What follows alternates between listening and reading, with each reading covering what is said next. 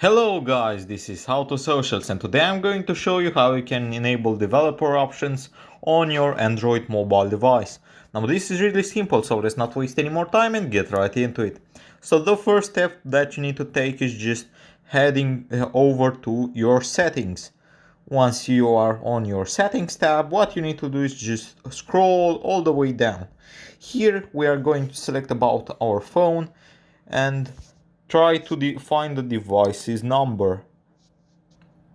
Once you are on this page, what we are going to do is just hit software information in the case of my Samsung and try to find a build number.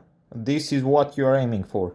Once you find the build number, what you need to do is just spam it for a couple of times, and eventually it is going to say you are a certain amount of steps away from getting the developer options.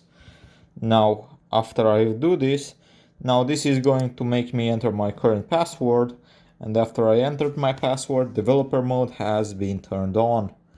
Now after I go out, as you can see, a new option appeared at the bottom of my settings, which is developer options, and here I can just play with a bunch of stuff, enable or disable some options, and just customize my Android as much as I want from this point on. I hope you found this tutorial helpful. I hope you enjoyed it. Don't forget to subscribe to the channel and see you in the next one.